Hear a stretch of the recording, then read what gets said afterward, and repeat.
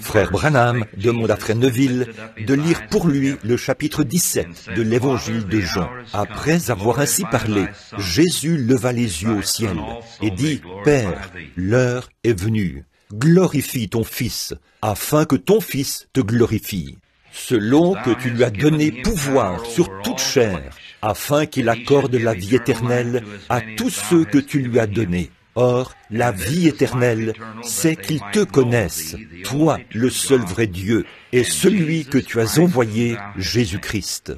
Je t'ai glorifié sur la terre, j'ai achevé l'œuvre que tu m'as donnée à faire.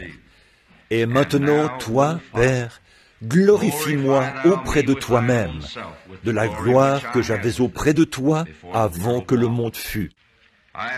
J'ai fait connaître ton nom aux hommes que tu m'as donnés du milieu du monde. Ils étaient à toi et tu me les as donnés, et ils ont gardé ta parole. Maintenant, ils ont connu que tout ce que tu m'as donné vient de toi. Car je leur ai donné les paroles que tu m'as données, et ils les ont reçues, et ils ont vraiment connu que je suis sorti de toi, et ils ont cru que tu m'as envoyé. C'est pour eux que je prie. Je ne prie pas pour le monde, mais pour ceux que tu m'as donnés, parce qu'ils sont à toi, et tout ce qui est à moi est à toi, et ce qui est à toi est à moi. Et je suis glorifié en eux. Je ne suis plus dans le monde, et ils sont dans le monde, et je vais à toi. Père Saint, garde en ton nom ceux que tu m'as donnés, afin qu'ils soient un comme nous. Lorsque j'étais avec eux dans le monde, je les gardais en ton nom. J'ai gardé ceux que tu m'as donnés, et aucun d'eux ne s'est perdu, sinon le fils de perdition, afin que l'Écriture fût accomplie. Et maintenant, je vais à toi, et je dis ces choses dans le monde, afin qu'ils aient en eux ma joie parfaite. Je leur ai donné ta parole, et le monde les a haïs, parce qu'ils ne sont pas du monde, comme moi je ne suis pas du monde.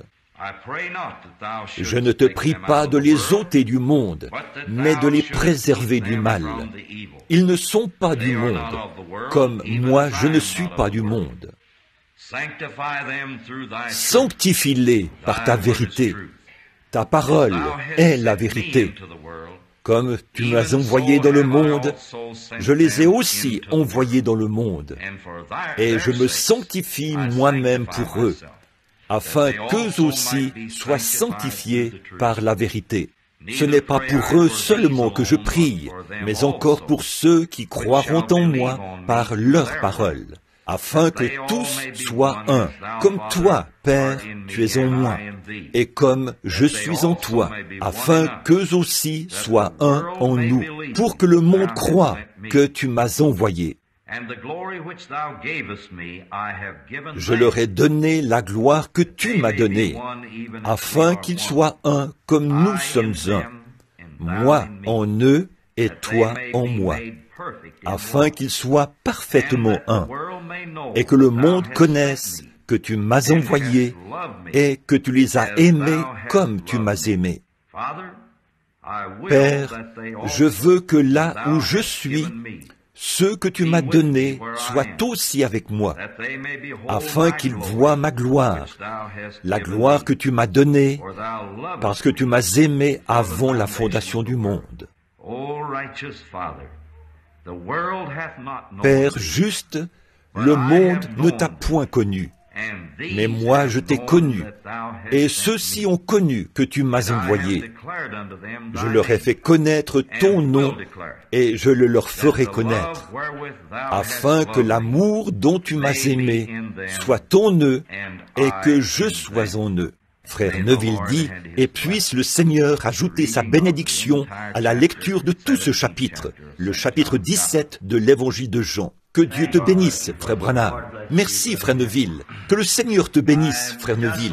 Je suis exactement comme frère Neville. Je ne pouvais tout simplement pas attendre jusqu'à Noël pour ouvrir ce cadeau. Et vous savez, après avoir atteint l'âge mûr, on redevient enfant. Mais je trouve vraiment frère Neville très élégant dans son nouveau complet. Et moi, j'ai reçu l'un des plus beaux par-dessus que j'ai jamais vu de ma vie, de la part de cette église-ci, et je l'apprécie beaucoup.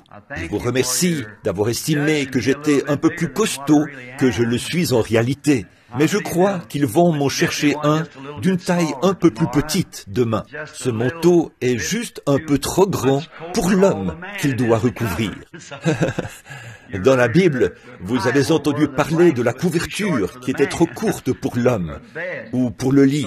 Eh bien, c'est à peu près la même chose ici, avec ceci et moi, puisque le manteau était un peu trop grand, mais il est vraiment beau, et j'espère qu'ils en ont un autre là-bas d'environ une taille plus petite, qui m'ira très bien. Et moi aussi, je le porterai, pour le montrer comme il l'a fait là. Il m'est déjà arrivé de prêcher en portant un par-dessus. Très bien, j'étais content de le porter. Eh bien, je n'ai jamais eu de bon par-dessus de toute ma vie. C'est vraiment la première fois que je possède un bon par-dessus.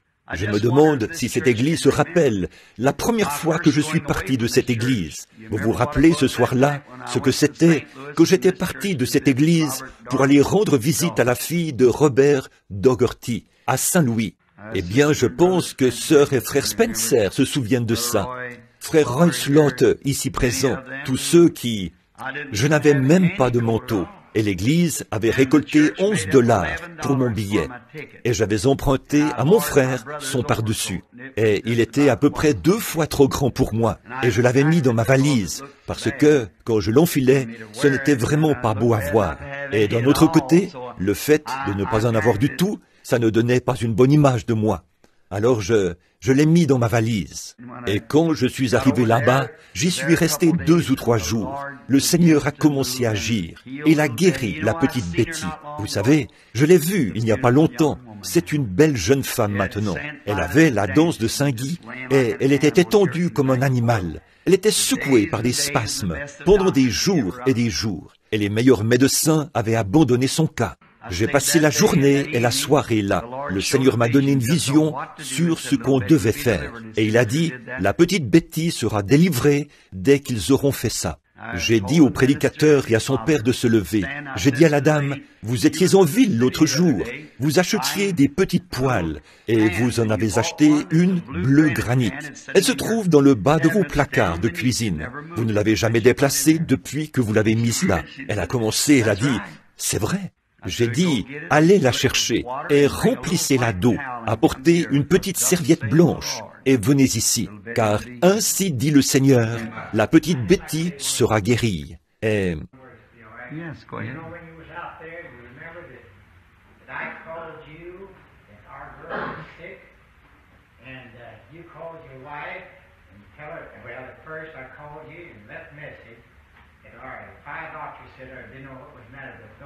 Yes. And when you come in, he said, there's a call from Brother Sawyer. He said, that's one of the best friends I've got, or something like that. Yes, sir. And you went up and prayed, and you went and called your wife, and you said, call us and tell them the girl will be all right. And she didn't know it was sick, you see. Yes. And so she went next day, she's hospital. The doctors come in and said, something was happening. She says, yes. And they began to kind of go over maybe what they'd done. She said, no. It says, for the prayers of Brother Brandon. Yes, I remember They that. had a fever that they didn't know what was the matter with this by doctors. So at that time, but when I came out of the field to call you, and the wife was sending a child to me to call you. She was in the hospital, called Brother Brandon. So it was just a coincidence. We met in the field, and then when I called you, then you had prayer, and you called back, and you said, tell that girl, and she's all right. Yes.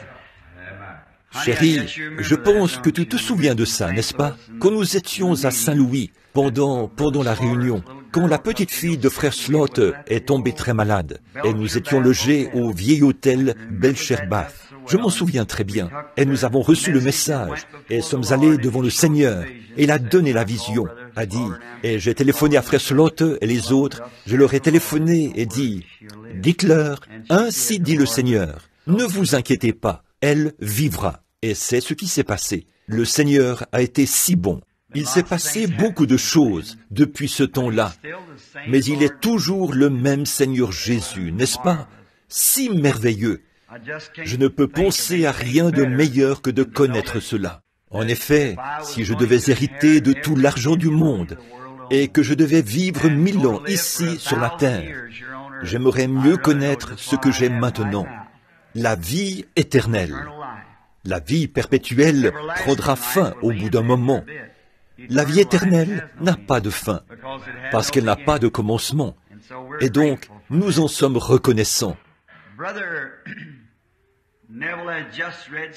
Frère Neville vient de lire quelques passages de l'Écriture qu'il a lus pour moi dans l'Évangile de Jean.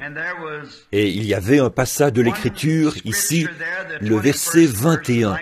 J'aimerais attirer votre attention là-dessus, un petit instant.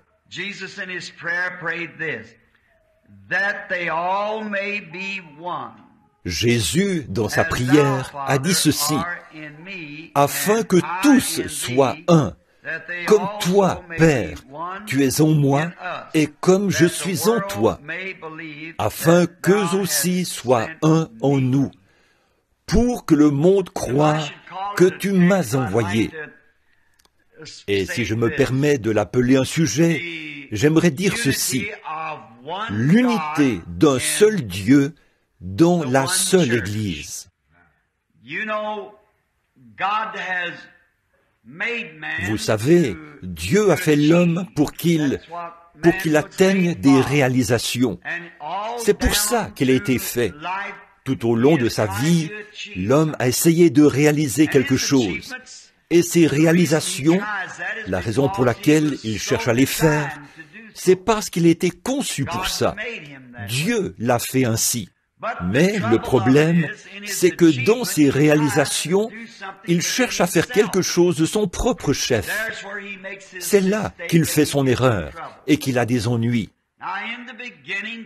Or, au commencement, la Genèse, qui est le chapitre des semences de la Bible, nous voyons là que quand Dieu a créé l'homme, il l'a créé de la façon dont il savait qu'il devait être.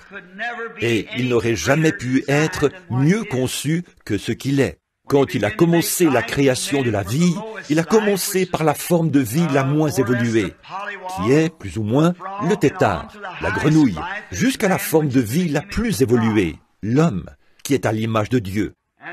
Et alors, dans cette vie, l'homme s'est mis à réaliser des choses. Mais quand il l'a fait, il a commencé à laisser Dieu de côté. Il a commencé à avoir des motifs égoïstes. Et quand il a fait ça, il a commencé à concevoir des choses par lui-même. Et nous voyons qu'il n'a pas fallu beaucoup de temps pour qu'il pervertisse la planète même sur laquelle Dieu l'avait placée. Il l'a réduite à une telle condition que même son Créateur s'est affligé en son cœur d'avoir créé l'homme. Et vous pouvez imaginer ce que Dieu a dû ressentir quand il a vu que la créature même qu'il avait faite à son image, celui à qui il avait donné autorité, celui qu'il avait créé pour qu'il puisse faire quelque chose pour lui, ce dernier a pourtant consacré toutes ses forces et son pouvoir à des désirs et des réalisations égoïstes. Et alors, nous voyons que peu de temps après cette grande leçon que Dieu a donnée à l'homme à cette époque-là, en détruisant le monde entier par l'eau, comme la Bible nous le dit, qu'il a inondé la terre et a tout détruit à l'exception d'un reste qu'il a épargné, Noé et sa famille. Et l'homme, tout de suite après cette grande leçon, il semble que l'homme est incapable de tirer une leçon, si ce n'est à ses dépens. Nous remarquons cela même dans nos enfants. Nous devons les punir bon nombre de fois, sévèrement, pour leur faire comprendre. Il semble que l'homme, en soi, est un échec total, dès le départ. Quand il a perdu sa relation avec Dieu, il est devenu une entité à lui seul. Il ne dépendait plus de Dieu. Et quand Dieu lui a donné la leçon de ce qu'il en coûtait d'essayer de faire quelque chose par ses propres moyens, que ses œuvres s'anéantiraient, tout de suite après, nous les voyons de nouveau se mettre à atteindre des réalisations. Et la Bible déclare, ils se sont bâtis une tour. Ils voulaient monter jusque dans les cieux. Pour arriver jusque dans les cieux sans emprunter la voie que Dieu avait préparée pour eux, pour qu'ils viennent. Et les hommes peuvent faire mieux quand ils s'unissent. Maintenant, prenez un homme, tout seul. Son pouvoir se limite à celui d'un seul homme. 2 hommes, ça double sa force. 4 hommes rendent sa force 4 fois plus grande. Et Dieu veut que nous soyons un. Dieu a créé l'homme pour que nous soyons un. Et nos motifs doivent être un. Et nos objectifs doivent être un. Et nos réalisations doivent être un. C'est comme ça qu'il a été conçu, tout simplement. Et nous voyons que tout de suite après la destruction antédiluvienne, l'homme a commencé une fois de plus à chercher à prendre le contrôle lui-même. Et pendant tout le temps où ces choses se passent, l'Esprit du Dieu vivant conteste avec la chair, cherchant à éloigner l'homme de ses propres réalisations, cherchant à éloigner l'homme de ses propres motifs et objectifs égoïstes, pour l'amener vers un plan établi par Dieu. Et tant que l'homme exécutera son propre plan, il sera un raté. Et l'homme ne peut accomplir la chose juste que s'il revient à l'objectif juste et au motif juste, c'est-à-dire selon le plan de Dieu pour lui. Tout autre fondement est sur du sable mouvant. Et nous voyons alors qu'ils ont essayé de s'unir et ils se sont mis à devenir une seule personne. Mais cette unité qu'ils avaient faite à ce moment-là, c'était sous un pouvoir politique. Les hommes étaient devenus un. Leur objectif ne faisait qu'un. Leur réalisation ne faisait qu'un. Mais c'était la mauvaise sorte de un, parce que cela s'opposait au plan de Dieu. Mais ils ont quand même continué. Et quand on finit par trouver une telle unité parmi les gens, ils font de grandes choses. Il vous suffit d'observer le monde aujourd'hui. Quand les gens s'unissent, même si c'est sous un mauvais plan, ils feront de grandes choses. Donc, ils ont bâti une tour. Et je doute que la science moderne puisse la bâtir de nos jours, avec leurs machines et tout, parce qu'ils étaient unis. Ils avaient une seule pensée, une seule âme, un seul but, un seul motif, un seul objectif.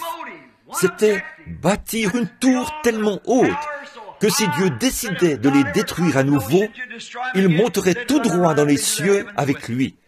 Et en aucun cas, il ne pourrait l'en empêcher, ou plutôt, il ne pourrait les en empêcher. C'est ce qu'ils se disaient.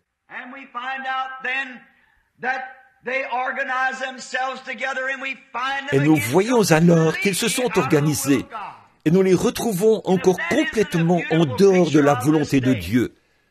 En voilà une belle image d'aujourd'hui, quand les hommes cherchent à s'unir. Et nous devons être unis, mais eux, ils s'unissent sous les mauvais systèmes. Avez-vous déjà remarqué comment le diable imite les choses de Dieu?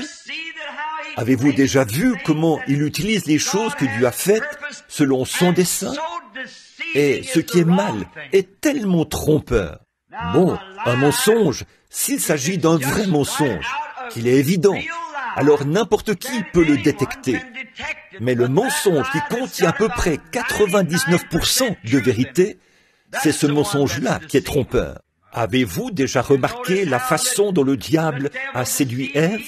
Tout ce qu'il lui a dit était exactement la vérité, à l'exception d'une seule chose. Il a dit, « Vos yeux s'ouvriront, et vous connaîtrez le bien et le mal, et tout ça. Et vous serez comme des dieux, parce que vous ne distinguez pas le bien du mal pour l'instant. » Et toutes ces choses étaient vraies. Mais quand elle a dit, « L'Éternel Dieu a dit que nous mourrions », il a dit, « Certainement que vous ne mourrez point. » Voyez, tant de vérité là-dedans, et puis un tout petit peu de mensonge. Et Jésus a dit, sur la terre, un peu de levain fait lever toute la pâte. Et il faut que la chose soit parfaitement vraie. Autrement, elle n'est pas vraie du tout.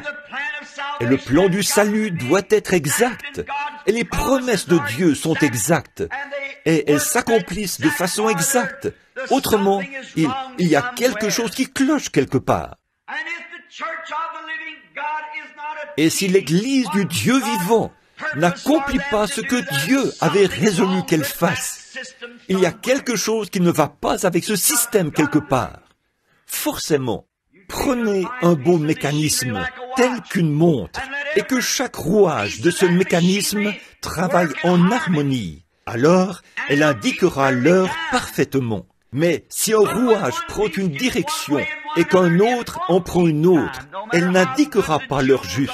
Peu importe combien les joyaux sont beaux, il faut qu'ils soient tous unis. Et c'est cela le but de Dieu, que nous nous unissions et que nous soyons un. Mais là, nous voyons comment le diable imite les choses. Toute l'injustice, ce n'est que la justice pervertie. Un mensonge, ce n'est que la vérité déformée. Les bonnes choses que Dieu fait, les mauvaises choses, ce sont les bonnes choses perverties. Ainsi donc, l'injustice, c'est la justice pervertie. Satan ne peut rien créer de lui-même. Il ne peut que prendre ce que Dieu a déjà créé pour pervertir cela. Un homme qui vit avec sa femme est parfaitement en ordre. Mais s'il prend une autre femme, bien que ce soit le même acte, c'est perverti et c'est la mort. L'un amène la vie, l'autre amène la mort. C'est comme ça, en effet.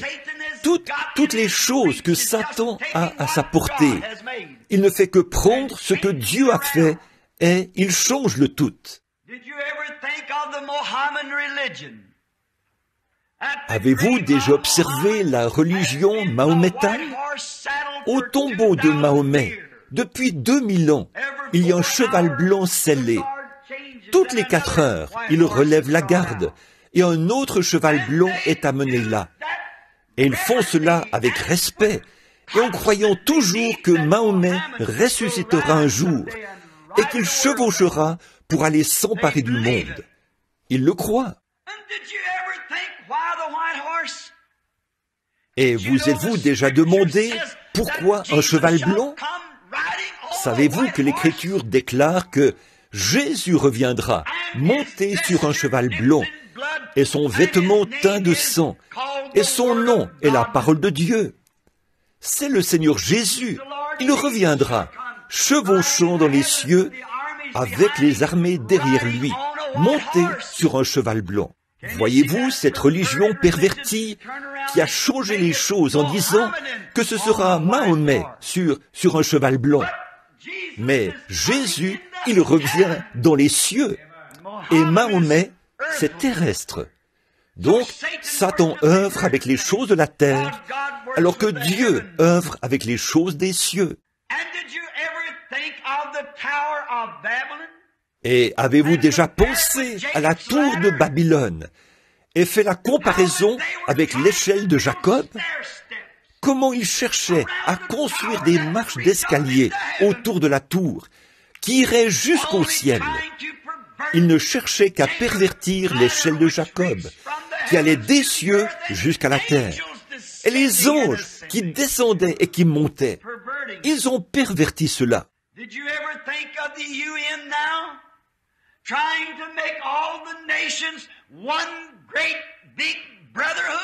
Avez-vous déjà pensé à l'ONU aujourd'hui, qui cherche à faire de toutes les nations une grande corporation sous un pouvoir uni? Uni, c'est très bien, mais c'est sous la mauvaise chose. Satan est à la tête de toutes les nations. L'Écriture déclare que Satan est le chef de la terre.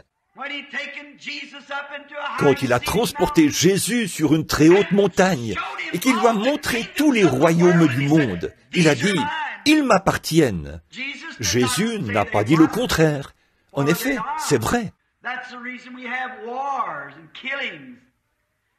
Voilà pourquoi nous avons des guerres et des massacres. C'est parce que ces royaumes du monde sont contrôlés par le diable. Et tant qu'ils seront contrôlés par le diable, nous continuerons à avoir des guerres et des combats, et on se tuera les uns les autres. Mais nous nous attendons à voir venir un royaume où Christ viendra, et il n'y aura plus de guerre, et il y aura une paix éternelle. Avez-vous pensé que dans cette Russie, ils ont une fausse Pentecôte? Ça, c'est l'œuvre du diable. Ils cherchent à contraindre tous les hommes à rejoindre le communisme, où tous les hommes ont tout en commun. Savez-vous que c'était la condition de l'Église sous le contrôle du Saint-Esprit au jour de la Pentecôte? Que les gens vendaient leurs possessions et les déposaient aux pieds des disciples. Et ils faisaient des distributions à chacun selon qu'il en avait besoin. Et maintenant, le diable est arrivé et il est entré dans le monde et a instauré un pouvoir politique pour contraindre l'homme à faire cela. Dieu ne contraint pas l'homme à faire quoi que ce soit. Vous faites les choses de votre propre gré. Il peut vous avertir, placer une barricade sur votre chemin. Mais, par votre propre décision, vous marchez vous-même pour entrer dans sa présence, pour faire de lui votre sauveur. Mais Satan a perverti les plans de Dieu pour en faire son propre plan. Avez-vous déjà pensé au catholicisme, l'Église catholique qui cherche à faire de chaque personne un catholique? Ça ne marchera pas. C'est sous un programme de fabrication humaine. Avez-vous déjà pensé à l'Église protestante sous la direction de la Fédération des Églises qui cherche à contraindre toutes ces petites églises à quitter la scène? Et ça va arriver. Vous ne pourrez plus aller à l'église, à moins que vous n'adhériez à l'union des églises. Alors, les petits locaux comme celui-ci vont certainement payer pour ça. Mais nous avons une écriture qui déclare « Ne crains point, petit troupeau, votre Père a trouvé bon de vous donner le royaume. » C'est à cela que nous nous attendons. Alors, voyez-vous, tout ça, c'est la réalisation que l'ennemi cherche à faire, à réaliser, mais c'est sous le mauvais plan. C'est sous son propre plan, mais il n'a pas l'original. Il doit prendre quelque chose que Dieu a fait, et ensuite le pervertir, afin d'en faire une chose qui n'est pas juste pour y arriver. De nos jours, il cherche à pervertir le monde, ou à le transformer en une seule grande union des nations, une corporation. Et si elle est sous un déguisement de fabrication humaine, elle aura un chef, et ce sera le diable, parce qu'il est le chef de chacune d'elles. Le royaume de Dieu n'est pas de cette terre. Le royaume de Dieu est dans nos cœurs. C'est le royaume spirituel dans lequel nous sommes nés. Jésus a dit, le royaume de Dieu arrive, mais pas sans violence. Et le royaume de Dieu est en vous. Le Saint-Esprit, le royaume de Dieu, qui agit dans l'homme et qui le gouverne et le contrôle. Voilà le royaume. Et nous voyons que ces nations procèdent avec tromperie, les unes envers les autres, parlant de paix tout en ayant un couteau derrière le dos, prêtes à se détruire les unes les autres.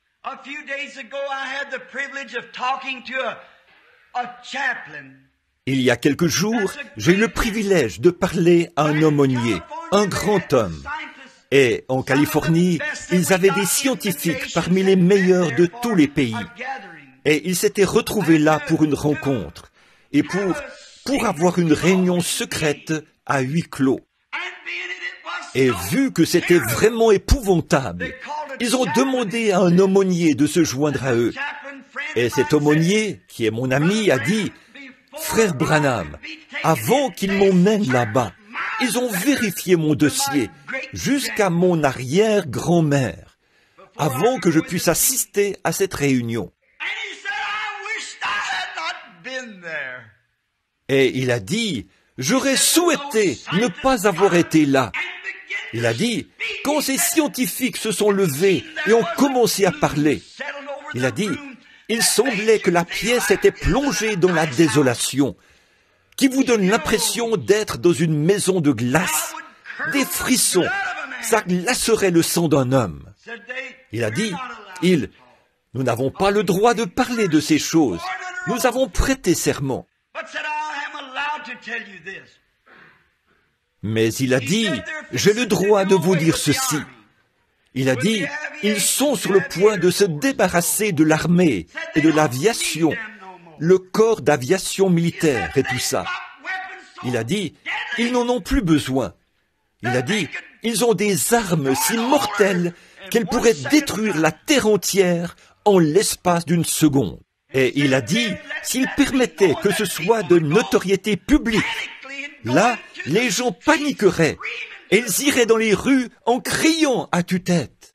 Il a dit, ils ont une bombe qui tomberait sur la terre, une seule bombe dont l'explosion détruirait tout ce qui se trouve dans un rayon de 280 kilomètres et formerait un cratère d'une profondeur de plus de 30 mètres. Où pourriez-vous vous cacher? Et si vous creusiez à une profondeur de 300 mètres, impossible, vous vous retrouveriez dans l'éruption volcanique de la Terre. Mais si vous pouviez creuser à une profondeur de 300 mètres sous terre, une secousse de cette ampleur au-dessus de vous vous réduirait en poussière. Il a dit, ce grand scientifique s'est levé. C'était le scientifique le plus distingué de l'armée. Il a dit, messieurs, je voudrais bien pouvoir prendre une vieille vache et un chariot et le conduire là-bas, derrière les montagnes, et oublier tout ça. Passer le petit temps qu'il me reste à vivre sur la terre et partir. Il a dit, mais nous devons y faire face. Conduire derrière les montagnes, ça ne servira à rien. Il a dit, ces montagnes seraient réduites en poussière ou en cendres volcaniques. Oh mon frère, ça vaut la peine de savoir où l'on a une issue dans ces temps-là. Nous avons une issue. Nous avons un abri. Cet abri se trouve sous les ailes de la protection éternelle du Seigneur. Sachons ceci, que vous avez une âme immortelle qui ne peut pas mourir, qui n'est pas faite d'atomes ou d'hydrogène ou d'oxygène ou de quoi que ce soit qui se trouve sur cette terre. Elle est faite par l'Esprit. Le Dieu Tout-Puissant l'a créée lui-même et vous l'a donnée. Quel jour que celui dans lequel nous vivons. Quelle époque où l'homme a accompli réalisation après réalisation, jusqu'à accomplir lui-même ces choses. Maintenant, qu'allons-nous bien pouvoir faire de tout ça? Voyez-vous, Satan utilise la tête de l'homme. C'est ce qu'il avait choisi dans le jardin d'Éden, de prendre contrôle de la tête de l'homme, sa pensée. Et il a amené cela même dans l'Église. Voyez, le diable prend contrôle de la tête de l'homme pour pouvoir utiliser ses yeux. Et si vous remarquez, si cet homme n'est pas véritablement né de nouveau, sur le plan spirituel, il acceptera ce qu'il peut voir de ses yeux, l'orgueil de la vie.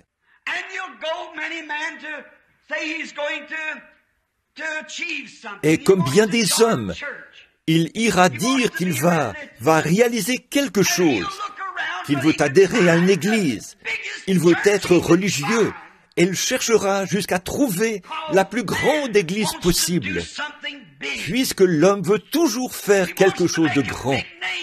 Il veut se faire un grand nom. Voilà ce qu'un homme charnel, à la pensée folle, pense. Oh, si je peux avoir ma propre organisation, si je peux simplement ajouter quelques milliers de membres à ma dénomination, alors elle sera au pays la plus importante dans son genre. À quoi cela sert-il? Mais il pense qu'il est en train de réaliser quelque chose parce qu'il ajoute plus de membres. Je crois que c'était il y a quelques années, en 1944, que les baptistes avaient sorti un slogan, 1 million de plus en 44. Et quand ils gagnaient, après en avoir obtenu 1 million de plus, c'est exactement comme adhérer à un club. S'ils ne sont pas de véritables disciples de Christ nés de nouveau, ils n'ont de baptiste que le nom. Regardez les autres dénominations, les luthériens, les presbytériens, les pentecôtistes, toutes les autres dénominations, elles sont pareilles. Elles cherchent à réaliser quelque chose. Elles veulent faire quelque chose de grand, voyez, parce que c'est avec son œil à lui qu'il regarde. C'est avec son œil qu'il considère les choses. Et bon nombre de fois, il ne comprend pas que c'est la chose même qu'il ne devrait pas faire. Mais le diable utilise l'œil de l'homme et lui montre quelque chose d'attrayant. Il lui ouvre les yeux pour qu'il regarde à cela. Et il a amené cela jusque dans l'Église, dans la pensée intellectuelle de l'homme. Il y a quelque temps, ce grand évangéliste, Billy Graham, était ici à Louisville. Et il a montré sa Bible. Il a dit, « Ceci, c'est le point de référence de Dieu. » Et il a raison. Il a parfaitement raison. Mardochée Ham, l'évangéliste, ma vieille patrie du Kentucky, et moi étions assis à la même table. Billy s'est converti sous le ministère de Mardochée Ham. Et nous étions assis là. Et il a dit, « Que se passe-t-il » Il a dit, Paul était allé dans une ville et n'avait fait qu'un seul converti. Il y est retourné 1 année plus tard et il en a trouvé 30 qui s'étaient convertis par l'entremise de celui-là. Il a dit, je suis allé dans une ville et j'ai fait 20 000 convertis. J'y suis retourné 1 an après et je n'en ai même pas trouvé 20. Il y a quelque chose qui ne va pas. Et il a dit, savez-vous ce que c'est? C'est vous, les prédicateurs paresseux, qui vous installez dans des bâtiments, dans vos bureaux, vos pieds sur le bureau, et vous n'allez pas visiter les gens. Je me suis dit, Billy, voilà un très bon intellectuel. Ne rapportez pas mes paroles, s'il vous plaît. Mais ce n'est pas cela. Qui étaient les pasteurs qui sont allés voir celui que Paul avait converti? Ce n'était pas ça. Voici ce que c'est. Ces soi-disant séries de réunions aujourd'hui, et ce sont de grandes séries de réunions, mais ça n'a d'effet que sur la partie intellectuelle de l'homme. Cet homme est charmé par une série de réunions de réveil, et il dit, oui, j'accepte Christ, et il le fait de façon intellectuelle, parce qu'il est au milieu d'une grande foule. Il le fait parce qu'il y a de grands prédicateurs devant lui, mais ce n'est qu'une conception intellectuelle. Cet homme ne pourra jamais progresser. Cela ne doit pas rester dans ses pensées, mais entrer dans son cœur, afin qu'il naisse de nouveau. Sinon, il ne pourra jamais résister à l'épreuve. La conception intellectuelle, c'est très bien, mais souvenez-vous, quand l'œil regarde les choses, le diable utilise votre œil. Dans le jardin d'Éden, on a eu la preuve que le diable choisit la tête de l'homme pour y œuvrer. Mais Dieu choisit le cœur. Le diable montre à l'homme, par ses yeux, quelque chose qu'il peut voir. Et il dit, voir, c'est croire. Mais quand Dieu vient à un homme, il vient à son cœur. Et par la foi, il l'amène à croire des choses de son cœur que ses yeux ne voient pas. Car l'Écriture déclare que la foi est une ferme assurance des choses qu'on espère, une démonstration de celles qu'on ne voit pas. Dieu œuvre ici. Satan œuvre ici. Alors, à quoi servent ces grandes écoles et ces séminaires finalement? Parfois, pas tout le temps, mais trop souvent, ça tire la chose d'ici jusqu'ici, alors que ça devrait la prendre d'ici pour l'amener jusqu'ici, dans le cœur de l'homme.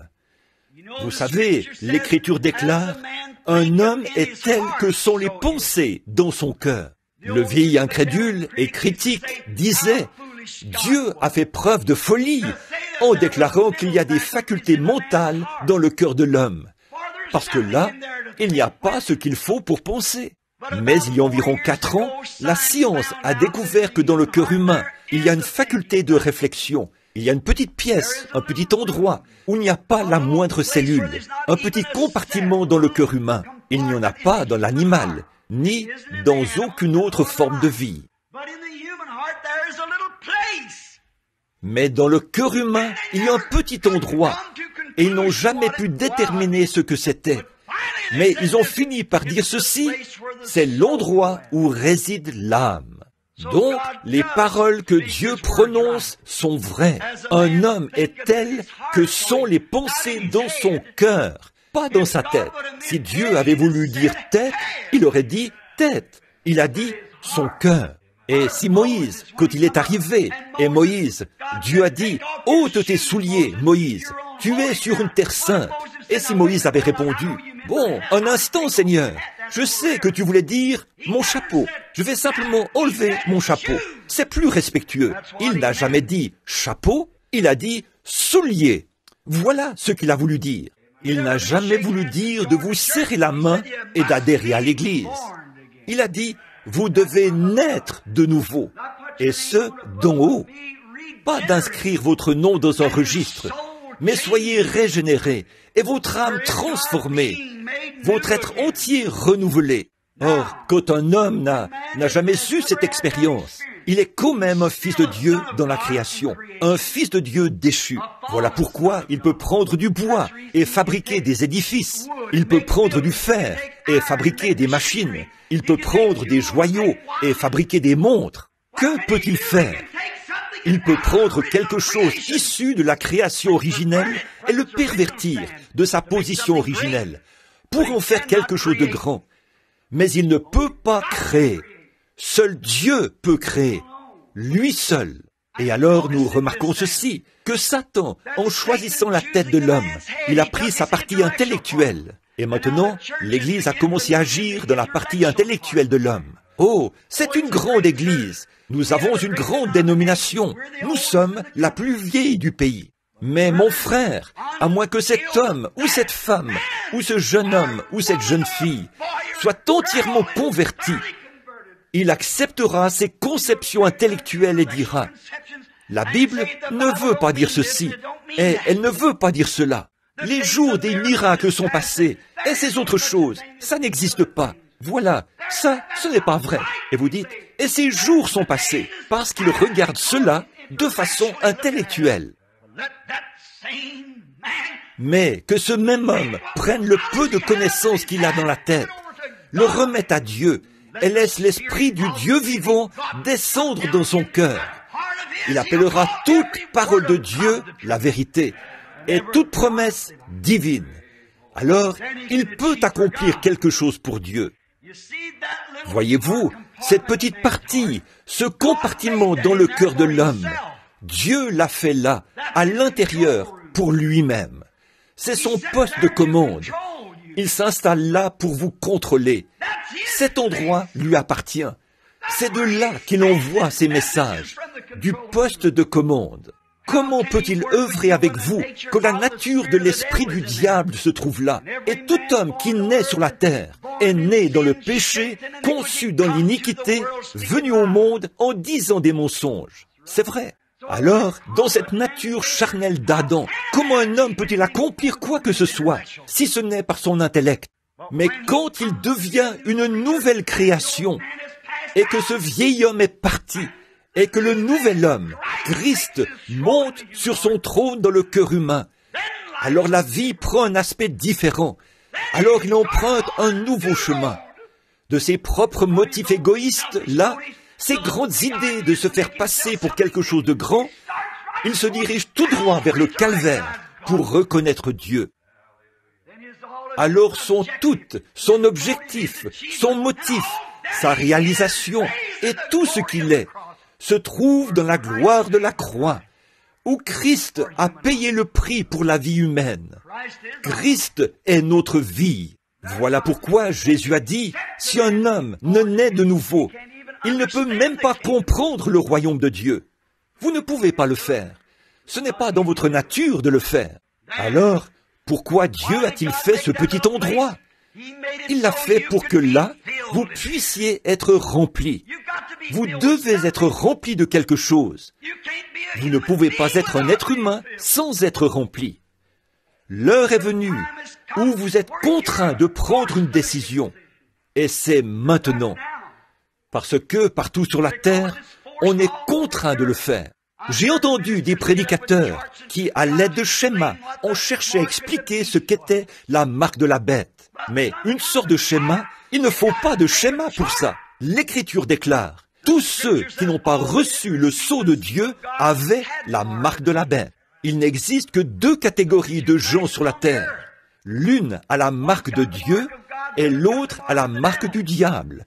Et tous ceux qui n'ont pas reçu la marque de Dieu ont la marque du diable. C'est ce que déclare l'Écriture. Alors, vous êtes contraint de prendre une décision. Et laissez-moi enfoncer ça en vous. Ce n'est pas pour être blessant ou malveillant, mais c'est pour vous dire la vérité et vous mettre en garde. L'homme doit faire quelque chose à ce sujet. C'est vôtre, vous êtes contraint de le faire. Il faut que vous preniez une décision. Alors, si je peux vous montrer par la parole de Dieu ce qu'est le sceau du Dieu vivant, là, vous saurez. La Bible déclare dans Éphésiens 4:30, une fois, dans bien des endroits d'un bout à l'autre de l'Écriture, que le Saint-Esprit est le sceau de Dieu. Alors, sans le Saint-Esprit, vous êtes forcément dans l'autre camp. Peu importe combien vous êtes intellectuel, à combien de grandes dénominations vous adhérez, combien vous êtes pieux et religieux, Satan était pareil. Satan, ce n'est pas une grosse brute à la queue fourchue et aux sabots fourchus. C'est un esprit. Et la Bible déclare, tellement rusé qu'il séduirait même les élus, si c'était possible. Il est religieux. Caïn n'était-il pas aussi religieux qu'Abel? Caïn n'avait-il pas offert un sacrifice comme Abel l'a fait? Caïn n'avait-il pas construit une église pour le Seigneur comme Abel l'a fait? Caïn ne s'était-il pas avancé pour adorer comme Abel l'a fait? Caïn n'avait-il pas offert un sacrifice comme Abel l'a fait? Mais l'un est venu avec une conception intellectuelle. Il a présenté des fleurs et des fruits des champs et a embelli son autel intellectuellement. Mais Abel, par la foi, a choisi un agneau, car ce qu'il fallait, c'était le sang et la vie. Et il l'a amené sur un rocher et il a martelé son petit cou jusqu'à ce qu'il se vide de son sang. Dieu a dit, c'est juste, Abel. C'est très bien. Comment est-ce que ça lui est venu? Par la révélation, pas par l'intellect. C'est par son cœur qu'il l'a su. Jésus a dit, « Sur ce roc, je bâtirai mon église, et les portes du séjour des morts ne prévaudront point contre elle. » Une révélation spirituelle, une conception spirituelle. L'homme regarde à l'extérieur, déclare l'Écriture. Dieu regarde au cœur. Vous êtes rempli de quelque chose. Vous pourriez être rempli de doutes.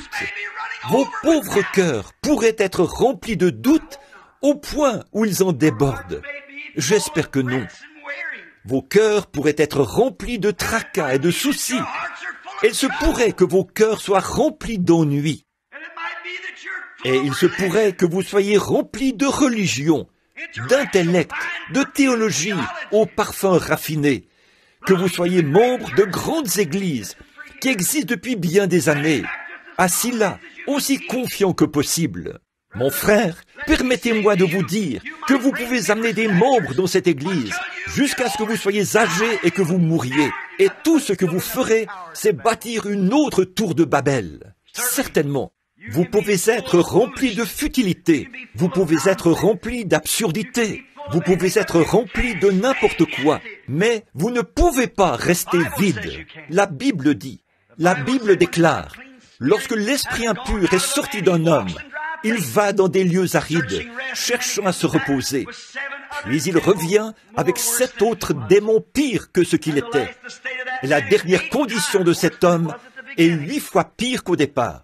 Voilà ce qui se passe avec ces séries de réunions. Quand les gens s'avancent dans des réunions de réveil et que les hommes sont simplement conduits vers une conception intellectuelle, ils s'en vont adhérer à une église et on reste là, satisfait.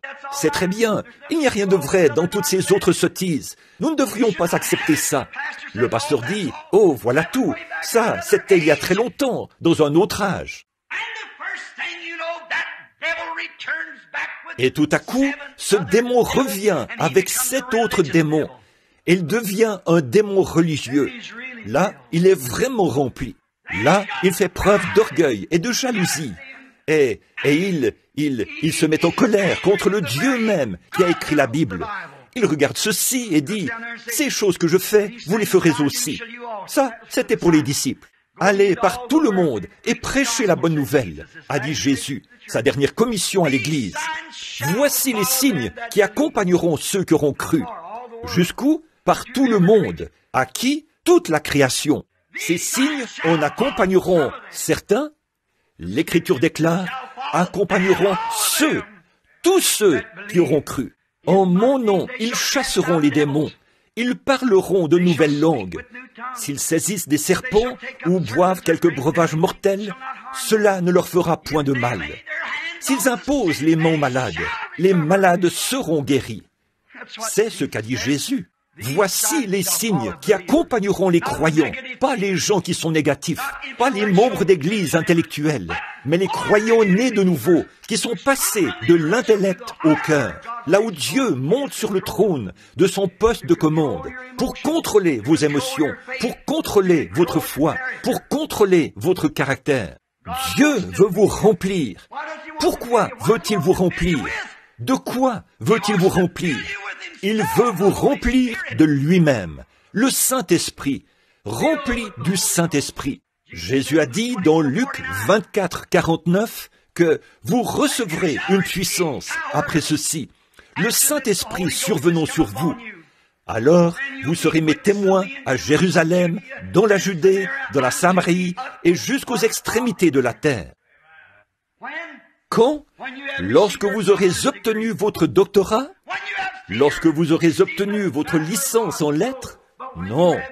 Mais lorsque vous aurez reçu le Saint-Esprit, vous serez alors mes témoins dans cette génération, les générations à venir et jusqu'aux extrémités de la terre. Et au jour de la Pentecôte, quand le Saint-Esprit est descendu du ciel comme un vent impétueux et qu'il a rempli toute la maison où ils étaient assis, des signes et des prodiges se sont accomplis au milieu d'eux. Et les intellectuels ont dit, « Hommes frères, que pouvons-nous faire pour être sauvés ?» Pierre a dit, « Repentez-vous, chacun de vous, et soyez baptisés au nom de Jésus-Christ pour la rémission de vos péchés, et vous recevrez le don du Saint-Esprit. Car la promesse est pour vous, pour vos enfants, et pour ceux qui sont au loin, en aussi grand nombre que le Seigneur notre Dieu les appellera. » Voilà de quoi Dieu veut vous remplir. Il veut vous remplir du Saint-Esprit. C'est alors que vous serez unis. À quoi? Une église? Non, monsieur. Vous serez unis. À quoi? Un credo? Non, monsieur. Vous serez unis à Dieu. Et vous et Dieu serez un. Comme lui et le Père sont un. Et le Saint-Esprit de Dieu vivra en vous. Et les mêmes œuvres que le Saint-Esprit avait accomplies quand il était ici, en Jésus-Christ, s'accompliront en vous. Car il a dit qu'il le ferait. Alors, nous serons un. Jésus a prié pour cela dans la prière de ce soir. Notre Maître céleste a adressé une prière au Père. Demandons que nous soyons un, comme lui et Dieu sont un. Et à quel point était-il proche? Dieu était la vie et l'esprit qu'il y avait en lui. Et si nous sommes un avec lui, nous le serons. Sa vie et son esprit seront en nous. Alors, la conception intellectuelle et charnelle de ce monde, et les credos et les dogmes disparaîtront, et une nouvelle expérience vierge sera générée. Le baptême du Saint-Esprit, la nouvelle naissance, aura lieu dans le cœur humain. Alors, vous serez un. Alors le frère sera vraiment un frère. La sœur sera une sœur. Vos objectifs et vos motifs, et tout ce que vous êtes, et tout ce que vous avez toujours aspiré à être, ou que vous avez essayé d'être, seront pour le royaume de Dieu. Peu importe l'Église que vous représentez, où vous allez, ou ce que vous faites.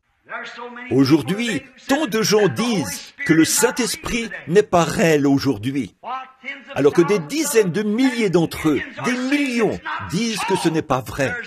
Il y en a autant qui se réjouissent des bénédictions de cela.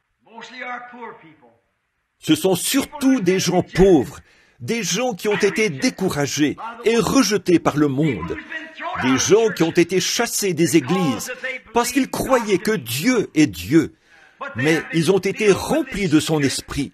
Ils ont un même but, Ils sont d'un même cœur. Qui sont ces gens? Méthodistes, baptistes, presbytériens, catholiques, témoins de Jéhovah, orthodoxes, juifs, tous réunis. Ils deviennent un. Pas un à l'égard d'un credo, pas un à l'égard d'une dénomination. Ça, c'est l'œuvre du diable, par des conceptions intellectuelles. Mais l'œuvre du Saint-Esprit, le royaume de Dieu en vous. Et Dieu est assis sur le trône de votre cœur, à son poste de commande. Il contrôle vos émotions, il contrôle vos puissances, il contrôle vos idées, et il vous unit à lui, dans la communion et dans l'amour. Et Dieu vous remplit d'amour, il vous remplit de puissance, il vous remplit de l'Esprit, il vous remplit de sa propre nature divine. Elle change votre nature charnelle en sa nature. C'est alors que vous devenez une nouvelle création en Christ.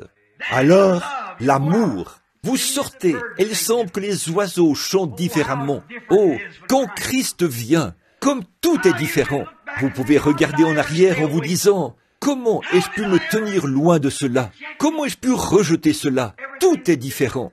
Vous n'avez pas d'ennemis, ils ont tous l'air gentils. Vous pouvez pardonner tout ce qu'on vous a fait. L'ennemi le plus acharné, vous pouvez prier pour lui dans la rue, passer votre bras autour de ses épaules et le relever. Quel que soit le credo, la dénomination dont il fait partie, c'est une créature pour laquelle Christ est mort. Voilà de quoi Dieu veut que vous soyez remplis. Voilà le remplissage. Voilà le royaume. Voilà ce en quoi nous sommes un. Donc, nous sommes un, pas pour l'avancement d'une dénomination, pas pour l'avancement d'une secte ou d'un credo. Nous sommes un pour l'avancement du royaume de Dieu.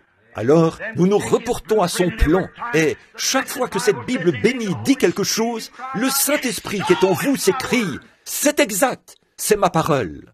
Il ne dit pas, « Qu'a dit Dr. Jones? Qu'en est-il de ceci? » Ou « Est-ce que le docteur un tel? » Que le docteur l'ait dit, ça ne change rien. Jésus a dit que c'est la vérité. Et les cieux et la terre passeront, mais mes paroles ne passeront jamais. C'est là que nous sommes un. Et vous, les méthodistes, les baptistes, les presbytériens, qui que vous soyez, nous sommes un. Ne laissez pas le diable utiliser vos yeux. Laissez Dieu utiliser votre cœur. Si vous regardez et que vous cherchez à comprendre ce qu'il en est, quelle en est la cause, comment se fait-il que ça arrive comme ça? Vous ne remettez pas cela en question quand vous recevez le Saint-Esprit. Si vous continuez à remettre la parole de Dieu en question, cela montre que Dieu n'est pas dans votre cœur. Le Saint-Esprit ne remet rien de ce que Dieu dit en question. Il dit Amen et Amen. C'est vrai, parce que Dieu l'a dit. Abraham a appelé les choses qui n'étaient pas comme si elles étaient, car Dieu l'avait dit. Dieu lui avait dit, quand il avait 75 ans, et Sarah 65 ans, qu'ils allaient avoir un bébé. Eh bien, c'était ridicule de penser ça. Mais Dieu l'avait dit. Et Abraham était un fils de Dieu. Et il a marché pendant 25 ans, appelant tous les jours, « Sarah, disait-il, comment vas-tu, chérie? Je ne sens pas de changement, moi. Je suis comme je l'ai toujours été. » Elle avait passé la ménopause depuis 40 ans. Elle n'avait jamais eu d'enfant, alors qu'elle vivait avec lui depuis qu'elle avait 17 ans. Mais il croyait Dieu, et il appelait tout ce qui était contraire comme si ça n'existait pas. Et il appelait la parole de Dieu la vérité. Un premier mois a passé. Comment te sens-tu, Sarah? Pas de changement. Eh bien, il a dit, gloire à Dieu, nous allons avoir ce bébé de toute façon.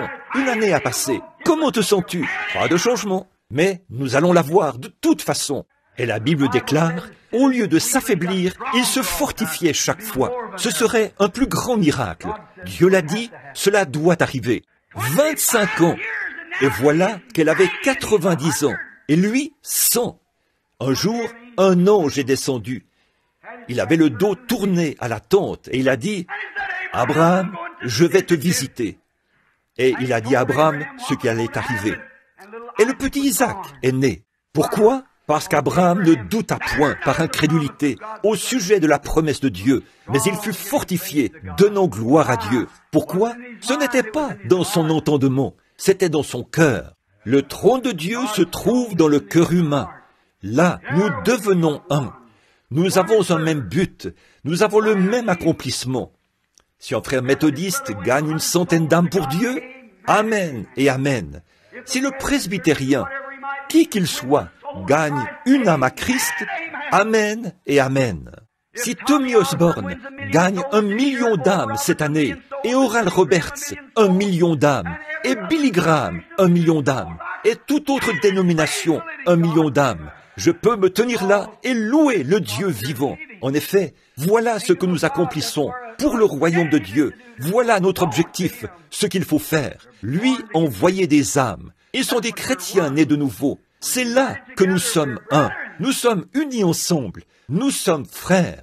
Et tant que vous dites, eh bien, ils ne sont pas méthodistes, ils ne sont pas baptistes, ils ne sont pas ceci, cela, autre chose. Tout votre motif n'est pas bon. Votre objectif et tout ce que vous accomplissez n'est pas bon. Lorsque vous cherchez à faire quelque chose de vous-même, à donner de grands airs à cela, alors que vous êtes petit. Souvenez-vous, avez-vous déjà remarqué le blé quand il pousse? Si vous voyez le blé se dresser et simplement se secouer comme ça, souvenez-vous, il n'y a pas d'épi là-dedans, il est vide. Un épi bien rempli se courbe toujours. Et un homme qui est rempli de la bonté de Dieu et de sa miséricorde, il courbe toujours sa tête dans l'humilité. Celui qui s'abaissera, Dieu l'élèvera. Celui qui s'élève sera abaissé. Mes amis, il est temps que les hommes et les femmes prennent conscience du fait que nous voulons être un. Jésus a prié pour que nous soyons un, tout comme Dieu et lui étaient un. Et Dieu était en lui. Et nous sommes un avec Christ si nous laissons Christ entrer. Mais la seule façon pour nous de le faire, c'est de le laisser occuper le poste de commande dans notre cœur. C'est alors que nous devenons un. C'est bientôt Noël. Nous sommes confrontés au temps. Nous sommes confrontés à des choses horribles. Toutes ces choses auxquelles nous sommes confrontés, quoi qu'il advienne, qu'est-ce que ça peut bien faire? Tant que Christ est au poste de commande, qu'il nous contrôle et qu'il nous donne la foi de croire des choses que nous ne pouvons pas voir. Dieu a dit que la foi est une ferme assurance des choses qu'on espère, une démonstration de celles qu'on ne voit pas. Vous y croyez parce que Dieu est dans votre cœur et il vous dit que sa parole est vraie. Et aucun esprit de Dieu ne reniera jamais quoi que ce soit de la parole de Dieu. L'Esprit de Dieu reconnaîtra ce qui est de lui.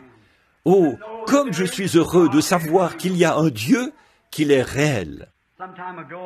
Il y a quelque temps, ici en Indiana, il y avait 2 jeunes hommes qui avaient été élevés dans une ferme. Ils étaient pauvres au possible, des garçons de ferme. Et ils avaient grandi ensemble. Et un jour, l'un s'est marié. Quelques jours après, l'autre s'est marié. Et l'un est parti en ville pour y vivre. Et il a commencé à jouer à la bourse. Et il s'est éloigné des enseignements de son enfance. Il s'est retrouvé dans les mauvaises choses. Et il a fait ses opérations. Il est devenu de plus en plus riche, jusqu'à finir par devenir multimillionnaire. Et il s'est installé là-bas à Chicago, et sur l'une des plus importantes rues. Il s'est fait construire un palais. Sa femme et lui couraient les boîtes de nuit, buvaient des cocktails et sortaient toute la nuit. Ils avaient des majordomes et tout pour pourvoir à leurs moindres désirs. Et ils pensaient qu'ils profitaient bien de la vie. Mais un homme qui vit comme cela ne connaît pas la paix. Il n'y a pas de paix pour un cœur troublé. Pour un cœur pécheur, il ne peut pas y avoir de paix. Si un homme brûle d'envie de boire et qu'il appelle cela la vie, il pense s'amuser, mais cela montre le vide qu'il a à l'intérieur. Prenez un homme, s'il gagne $1 million, il en voudra 2. Prenez un homme qui va à une soirée et qui prend un verre ce soir-là, il en voudra un autre. Prenez un homme qui a été infidèle à sa femme une fois, il le fera de nouveau, vice-versa. Voyez, c'est quelque chose, et il n'est jamais satisfait. Il peut bien posséder $1 million ou posséder 10 millions. Il se couche le soir en état d'ébriété, il se réveille le lendemain matin, hanté, en plein cauchemar, l'esprit troublé. Vous appelez cela la paix? Ce n'est pas la paix, ça. Mais un homme n'a peut-être même pas d'oreiller sur lequel poser la tête. Il n'a peut-être même pas une paire de chaussures présentables ou les moyens d'avoir un bon repas chez lui.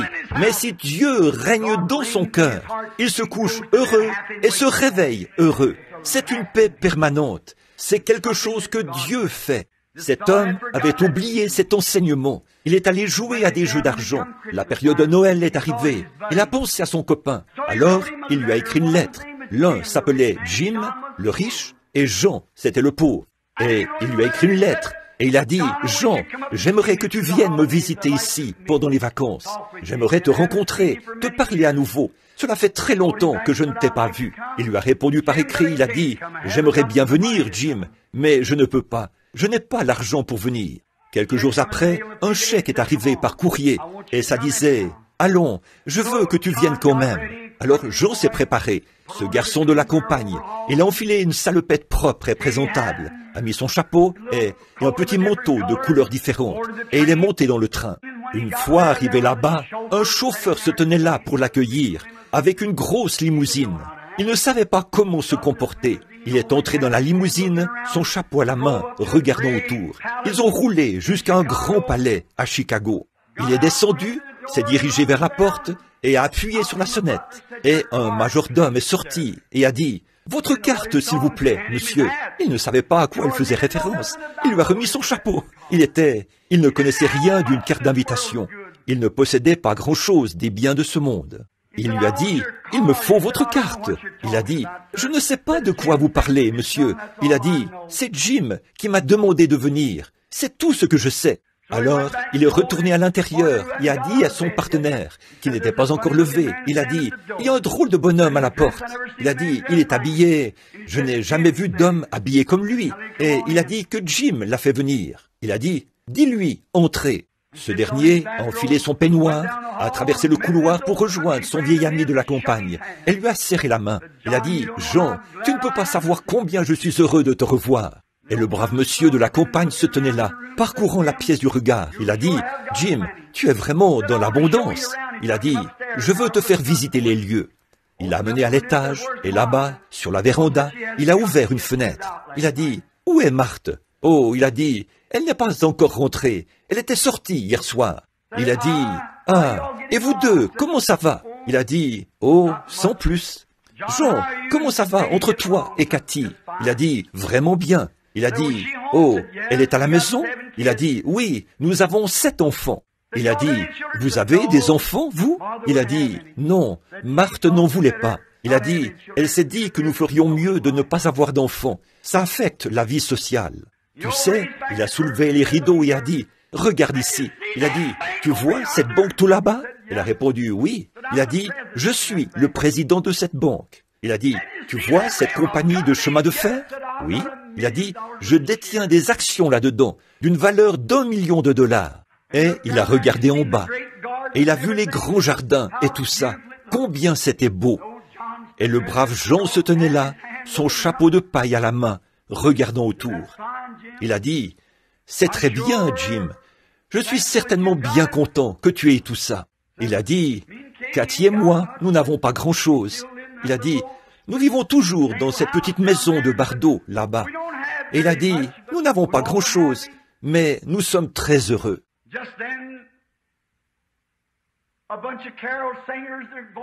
Juste à ce moment-là, les voix d'un groupe qui chantait des chants de Noël ont commencé à pénétrer les lieux.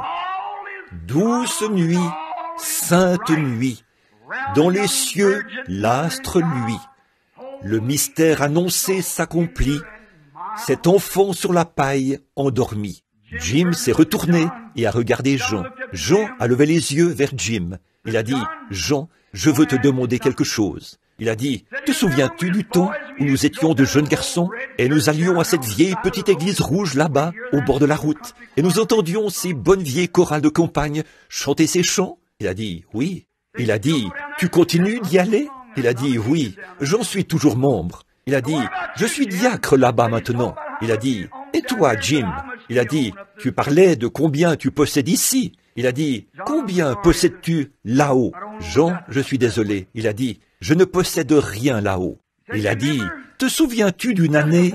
C'était juste avant Noël. Nous n'avions pas de chaussures. » Et il a dit, « Tout ce qui nous intéressait, c'était de nous procurer des pétards pour Noël. » Et il a dit, « Nous étions sortis placer des pièges pour attraper des lapins, pour nous procurer des pétards pour Noël. » Il a dit, « Te souviens-tu que ce matin-là, ce gros lapin des bois était dans ton piège? » Jean a dit, « Oui, je m'en souviens. Tu voulais te procurer des pétards, et tu étais allé t'en procurer. Tu les avais partagés avec moi. » Il a dit, « Oui. » Il a dit, « Jean, Je serais prêt à partager tout ce que j'ai avec toi, mais il y a une chose que j'aurais souhaité que tu partages avec moi. Il a dit, je donnerais tout ce que je possède si je pouvais à nouveau marcher, pieds nus, sur ce petit chemin poussiéreux qui menait à cette vieille petite église et sentir cette présence du Dieu vivant, alors que cette chorale chantait et que ce bon vieux prédicateur de campagne prêchait.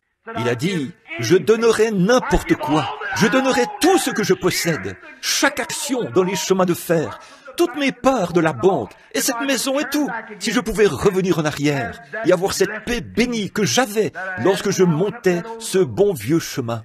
Le brave Jean l'a pris, l'a enlacé de ses bras. Il a dit, un jour, il y avait 3 mages, des hommes riches qui sont venus et qui ont tout déposé aux pieds de Jésus quand il était bébé. Et il a ajouté, ils ont reçu le pardon de leurs péchés. Il a dit, moi, bien que je pense que tu es formidable, Jim, dans tout ce que tu as fait. Tu as été béni, toutes ces choses. Mais je préférerais avoir ma femme et mes 7 enfants, vivre là-bas, dormir sur des paillasses et avoir la paix que j'ai dans mon cœur, que d'avoir toutes tes richesses, Jim, tout ce que tu pourrais avoir. Et c'est vrai, mes amis, on ne mesure pas la richesse en dollars. On ne mesure pas la richesse par de grands noms et par la popularité. La richesse, c'est lorsque le royaume de Dieu entre dans le cœur humain, qu'il change ses émotions, qu'il fait de lui une nouvelle créature en Jésus-Christ et qu'il lui donne la vie éternelle. Voilà la plus grande richesse qu'il y a sur terre. Prions. Et pendant que nous avons la tête inclinée, êtes-vous pauvre ce soir, en bien de ce monde? Vous ne savez même pas comment vous allez payer votre facture de charbon, ou votre facture de mazout, ou quoi encore? Peut-être êtes-vous dans cette situation. J'espère que non. Mais si c'est le cas, que vous êtes dans cette situation, vous pouvez quitter ce bâtiment ce soir en étant le pauvre le plus heureux qu'il y a sur la terre.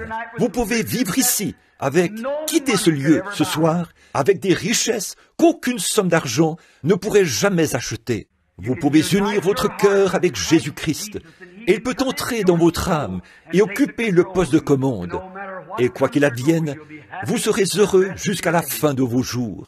Pourriez-vous, c'est le plus grand cadeau qui ait jamais été offert. Oh, bien sûr, vous offrez des cadeaux de Noël à vos amis. C'est bien, c'est un gage d'affection. Mais, mon frère, il y a un cadeau qui vous est offert ce soir, qu'aucune somme d'argent ne pourrait jamais acheter. C'est un don gratuit qui vient de Dieu, son Fils unique, Jésus-Christ. Voudriez-vous le recevoir comme votre guide personnel, comme votre sauveur personnel, comme votre Dieu, comme votre Rédempteur, comme votre Roi? Il guérit l'âme et le corps. Il occupe le poste de commande. Si vous avez des peurs et des doutes, rejetez cela maintenant. Laissez-le être le roi. Laissez-le entrer et prendre le contrôle. Laissez-le être Seigneur. Seigneur, c'est chef. La seigneurie, c'est l'autorité. Vous dites, oh, je crois, je lui ai ouvert mon cœur il y a des années. Mais est-il déjà devenu votre Seigneur, avec le plein contrôle, pour contrôler vos émotions, votre foi et tout? Lorsque vous lisez la Bible, chacune de ces paroles est la vérité. Lorsque la paix, lorsque les contrariétés viennent, vous avez la paix dans votre cœur, sachant que si la bombe atomique devait faire voler cette terre en éclats, ce soir, vous seriez rassemblés en Jésus-Christ, dans la gloire, avant même que les cendres ne se posent sur la terre. Avez-vous cette consolation? Si vous ne l'avez pas et que vous aimeriez l'avoir, voulez-vous rapidement et silencieusement lever la main et, en faisant cela, dire « Seigneur, sois miséricordieux envers moi. Je désire maintenant être uni à toi, comme étant l'un de tes enfants dans le royaume de Dieu. C'est mon motif, mon objectif. Tu sais tout sur moi. Prends-moi, Seigneur, tel que je suis et que je t'appartienne. Que Dieu te bénisse, fiston. Que Dieu vous bénisse, monsieur. Et que Dieu vous bénisse. Et vous, mon frère. Vous là-bas. Et vous, madame. Que Dieu vous bénisse. C'est bien. Je sais que la manière à l'ancienne mode de l'église méthodiste et ainsi de suite, ils croient dans le fait de venir à l'autel et tout ça. C'est très bien. Mon frère, vous ne pouvez pas lever la main vers Dieu. Vous ne pouvez même pas faire le moindre effort pour avancer vers lui, à moins que Dieu vous touche. Jésus a dit, « Nul ne peut venir à moi si le Père ne l'attire premièrement. » Ne voulez-vous pas honorer et respecter la chose qui vous a poussé à lever la main? Dites, « Oui, Seigneur, ça vient du fond de mon cœur, et tout péché que j'ai, je le dépose maintenant sur ton autel. » Je me consacre à toi maintenant même, Seigneur, pour qu'à partir de cette heure-ci, je vive pour toi. Et toutes mes habitudes et tous mes péchés et tout, je les délaisse ici même. Je vide mon cœur. Sois le chef de mon cœur. Sois le Seigneur de mon cœur. Prends la place qui te revient dans ma vie, Seigneur, et domine sur moi. Soyez sincères maintenant, pendant que nous prions. Seigneur, j'ai appris dans ta parole qu'il est écrit que nul ne peut venir à moi si mon Père ne l'attire premièrement. Et tous ceux que le Père m'a donnés viendront à moi. Un homme pourrait vivre 10 ans, 20, 50 ou 75 ans, ou plus encore, et il n'est pas encore venu. Mais viendra un temps où la lumière brillera sur son sentier, et il en aura donc l'occasion.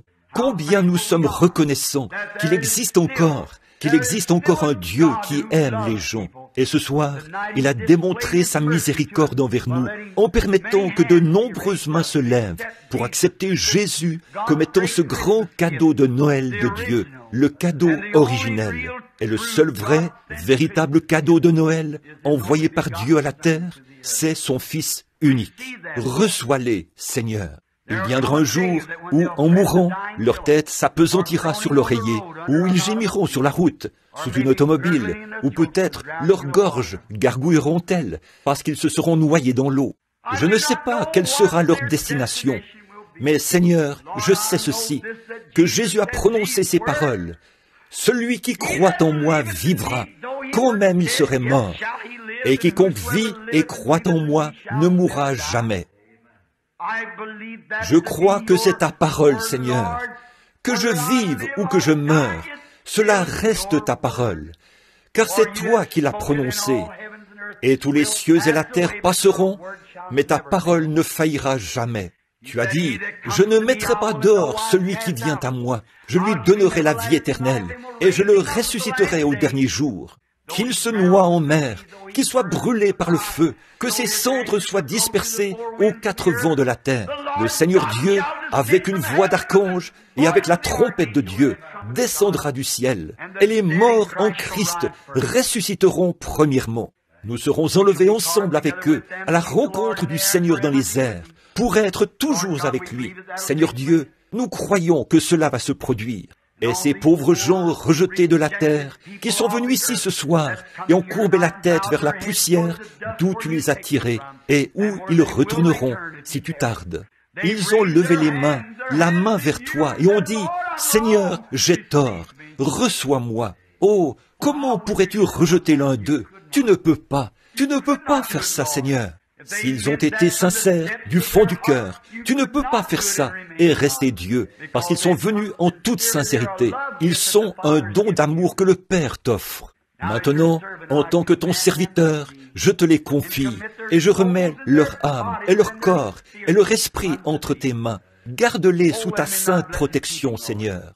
Ôte d'eux tout mal, ôte le péché, ôte les habitudes, que cela ne les dérange plus jamais à partir de ce soir. Puissent-ils quitter ce lieu en étant des gens libres, avec Dieu dans leur cœur, dans le poste de commande. Et quand l'ennemi les tentera, qu'ils se souviennent que Dieu est dans le poste de commande et que c'est lui qui détourne leur tête des choses de l'ennemi. Et nous établirons ton royaume, Seigneur, et que ton règne vienne, que ta volonté soit faite sur la terre comme au ciel. Ne nous induis pas en tentation, Seigneur, mais délivre-nous du mal, car c'est à toi qu'appartiennent, dans tous les siècles, le règne, la puissance et la gloire. Amen. Cela est écrit. Maintenant, qu'il en soit ainsi. Tous ceux qui ont levé les mains et qui ont cru au Seigneur Jésus-Christ, en l'acceptant comme votre Sauveur, recevez-le de tout votre cœur, par la foi, non pas ce que vos yeux vous disent, ce que votre esprit pense. Vous, je ne peux pas renoncer à ça, je ne peux pas faire ça, je ne peux pas m'arrêter de faire ceci. Ça, c'est l'intellect. Mais quelque chose au fond de votre cœur dit, « Et tu m'appartiens ». Souvenez-vous, écoutez ce que dit la voix qui est dans votre cœur, parce que c'est Dieu qui vous parle. Et tout le reste se dissipera tout comme la nuit qui doit se dissiper. Lequel est le plus fort, la nuit ou le jour? Que le soleil se lève, et voyez ce qu'il advient de la nuit. Elle se dissipe et ne peut subsister. Et lorsque l'Esprit de Dieu entre dans le cœur d'un homme, tout son intellect se dissipe, et les ténèbres et les doutes s'en vont, et vous ne pouvez plus jamais les trouver, car il n'y a pas de place pour cela. La lumière a rempli son âme. Il marche dans la lumière. Il est dans la lumière. Il est un enfant de Dieu, et Dieu l'aime.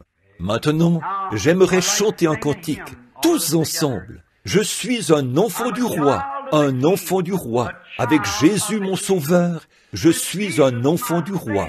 Combien ressentent cela maintenant? Levez la main. Je suis un enfant du roi. Vous qui aviez levé les mains tout à l'heure, levez-les, croyez-le, tenez-vous-y. Dieu connaît votre cœur. Viens, pasteur. Je ne sais pas conduire les chants, mais chantons ce chant. Tu vas m'aider, n'est-ce pas? Vous tous ensemble maintenant. Très bien. Comme nous chantons ceci. Très bien. Je crois que notre sœur s'avance avec pour nous donner la note de la mélodie. Je regardais autour, je ne la voyais nulle part. Et c'est pour ça que j'ai dit cela. Combien connaissent? Mon père possède des maisons, des terres. Il détient les richesses du monde dans ses mains. Pensez-y donc, à quel point c'est beau. Très bien. Tout le monde maintenant, tous ensemble.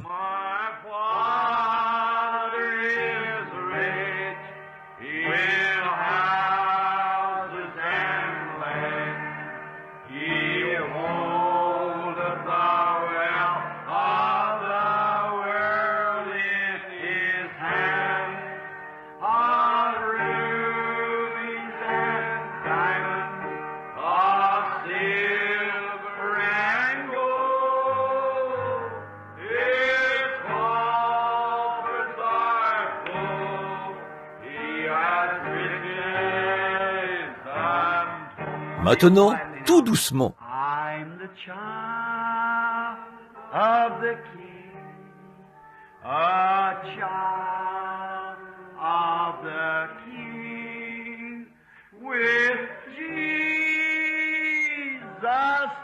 my Savior. I'm the child of the King. N'est-ce pas merveilleux? Croyez-vous que vous êtes un enfant du roi?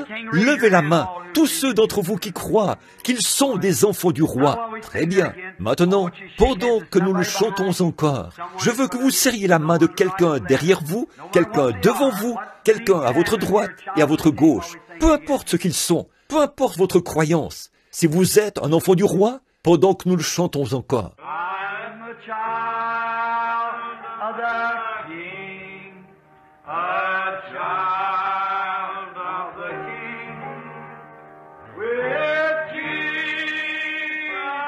my Savior. I'm the child of the King. A tent or a cottage, why should I care? They're building a palace for me over there, of rubies and diamonds, of silver and gold. His cars are full, he has riches untold. I'm a child of the King, a child of the King, with Jesus, my Savior. I'm a child of the King. To be like Jesus, to be like Jesus.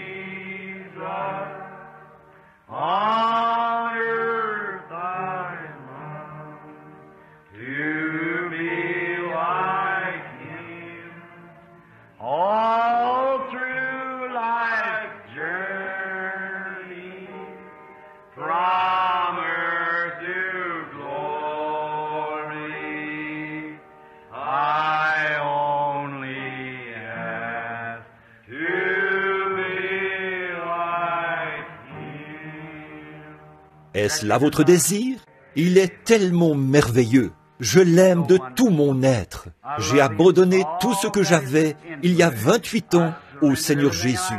Depuis lors, je suis sur le champ de bataille, faisant tout mon possible pour amener des hommes et des femmes à fixer les regards sur cette couronne de gloire. Si vous vous mettez à parler de la venue du Seigneur, les gens disaient, « Un homme m'a dit il n'y a pas longtemps, « Oh, pasteur, ne parlez pas de la sorte. » J'ai dit, « Êtes-vous chrétien? » « Oui, mais, oh là là, il nous reste encore beaucoup à faire. » J'ai dit, « La chose la plus joyeuse à laquelle je puisse penser, c'est la venue du Seigneur. » Paul a dit à la fin de la route, « J'ai combattu le bon combat, j'ai achevé la course, j'ai gardé la foi, et désormais m'est réservée la couronne de justice, que le Seigneur le juste juge me donnera dans ce jour-là, et non seulement à moi, mais à tous ceux qui auront aimé son avènement. » Que pourrais-je échanger? Qu'aurais-je à échanger? Car je vieillis. Ce vieux corps malade, frêle et plein de corruption, sera changé en un instant, en un clin d'œil. Je serai jeune pour toujours. Je ne connaîtrai plus de période de maladie. Je ne pleurerai plus de larmes. Plus jamais je ne vieillirai. Je ne mourrai jamais. Je ne serai jamais malade. Je n'aurai plus jamais ni chagrin, ni souci. Mais j'aurai un corps semblable à son corps glorieux. Si ça ne représente pas une raison de vivre, si ça, ce n'est pas la chose la plus glorieuse que je connaisse, comment puis-je l'obtenir? C'est un don gratuit. Dieu frappe et je réponds, « Oui Seigneur, tu es mon Créateur, je t'accepte. » Il me scelle en lui par le Saint-Esprit. Alors, je ne vois rien d'autre que Jésus et son sang. What can wash away my sin? Nothing but the blood of Jesus. What can make me whole again? Nothing but the blood of Jesus.